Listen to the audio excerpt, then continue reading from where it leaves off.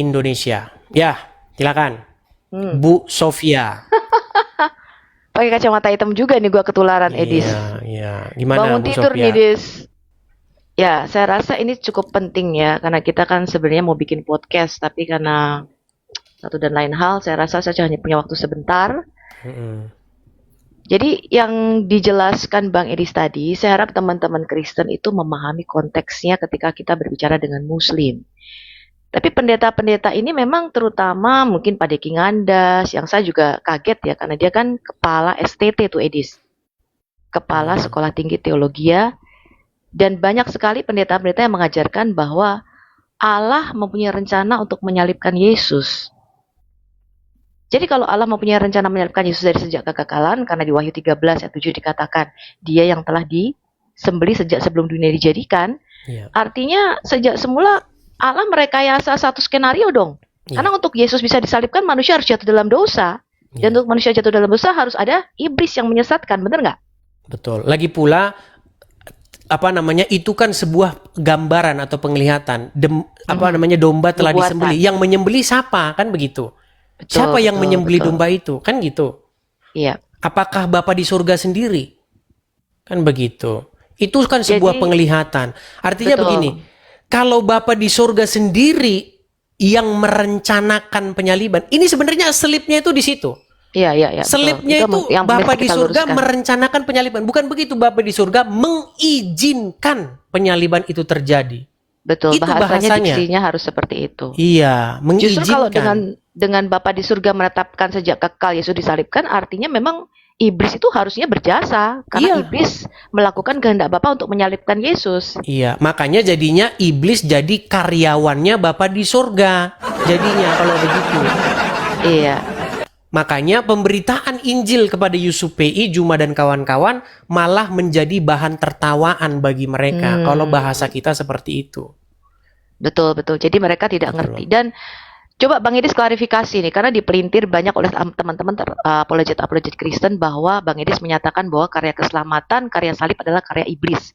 Saya tidak pernah mengatakan demikian. Karya keselamatan itu datangnya dari Bapa di surga. Rancangan keselamatan, penebusan dosa, itu datang dari Bapa di surga. Tetapi rancangan iblis itu adalah kejahatan. Betul. Begitu. Mungkin contohnya begini Bang Edis, ketika Adam itu diciptakan oleh Tuhan, Allah tahu nggak kira-kira kalau Adam bakal jatuh dalam dosa? Tahu, pasti tahu. Kemudian Allah menyediakan rancangan keselamatan yaitu penebusan. Betul? Ya, betul. Tapi apakah Adam jatuh dalam dosa itu kehendak Bapa sehingga Tentu tidak. supaya kalau Adam nggak jatuh dalam dosa maka nggak ada penebusan kan? Ya. Itu kan teologi Islam, betul nggak Bang Edis? Itu namanya takdir. Iya, takdir. Makanya justru itu yang kita lawan, paham predestinasi. Segala sesuatu sudah ditentukan sejak semula. Yes. Jadi nubuatan itu adalah atribut Allah karena dia mengasihi kita. Dia melihat jauh ke depan karena dia maha tahu. Dia tahu manusia itu akan jatuh dalam dosa. Dan Allah telah ngerti jalannya dengan menyediakan rancangan keselamatan yaitu penebusan bagi kita. Ya. Tapi bukan berarti sejak semula Allah menginginkan Yesus itu mati disalib. Sehingga supaya Yesus mati disalib seperti dalam Islam. Adam mengatakan kepada Musa bahwa bagaimana kamu menyalahkan aku atas dosa yang sudah Allah tetapkan 40 tahun sebelum aku diciptakan, betul nggak? Iya. Iya. Itu kan nggak sama dengan Alkitab. Kalau demikian berarti Allah kita ya jadi sejalan sama iblis. Nah tadi sebenarnya saya mau meluruskan tadi yang dikutip di Kisah Rasul 2, Bang Edis. Iya. Dikatakan Allah telah menyerahkan Yesus, merelakan Yesus menurut ketetapan dan rencananya kepada bangsa-bangsa durhaka yang kamu bunuh dan kamu salibkan. Jadi yang bangsa-bangsa durhaka yang membunuh dan menyalibkan Yesus itu tentu bukan berasal dari Allah, bukan digerakkan oleh Allah. Mereka tidak duduk bersama-sama dengan Bapa di surga. Ya. Kehendak Bapa apa? Saya bacakan Ibrani 2 ya, ayat ini yang banyak pendeta-pendeta nggak ngerti, teman-teman. Pendeta-pendeta tuh mintanya adalah supaya Yesus tuh rencananya disalibkan, ya. Ibrani 2 ayat 14.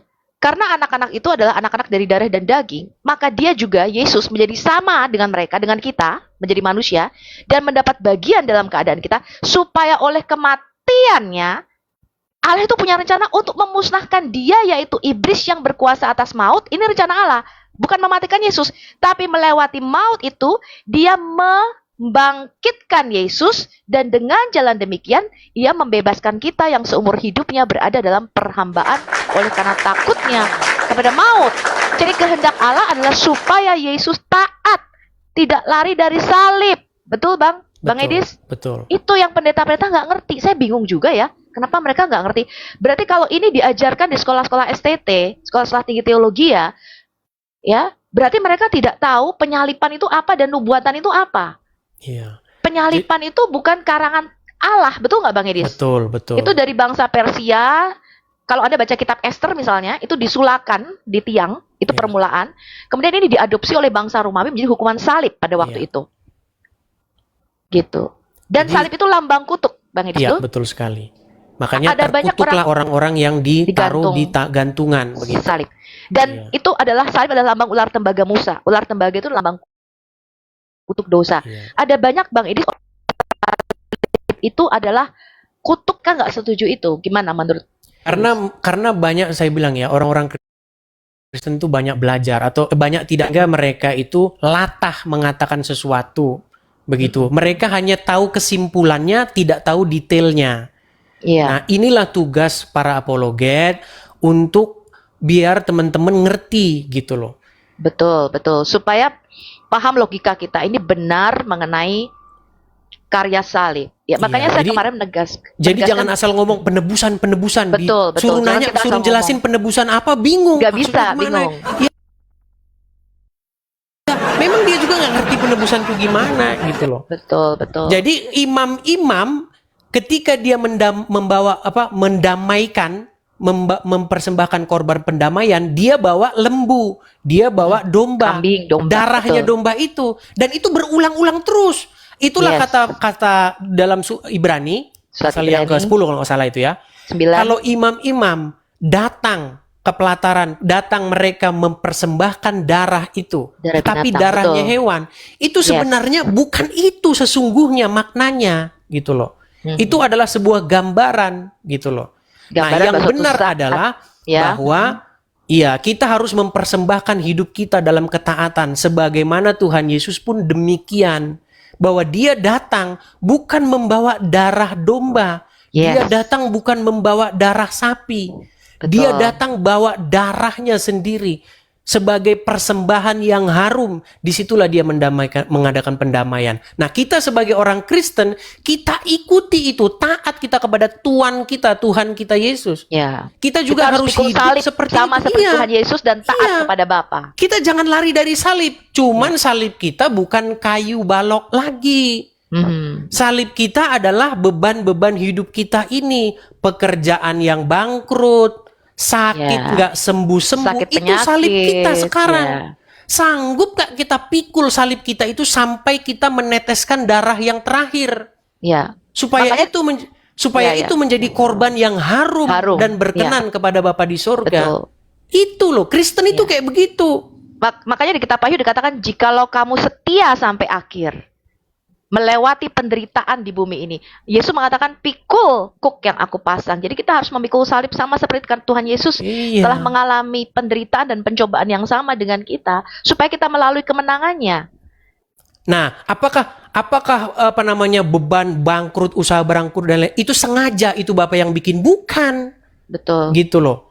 Itu bukan Bapak izinkan itu gitu loh. Mengizinkan bukan berarti dia yang menginisiasi. Ya, Harus dibedakan. betul. Supaya kita belajar melewati Iya. penderitaan itu menjadi tekun. Dikatakan demikian Iya. kan Bang Idis? Seperti Kita melewati itu. penderitaan itu dengan tekun supaya kita mencapai kemuliaannya sama seperti Yesus. Betul.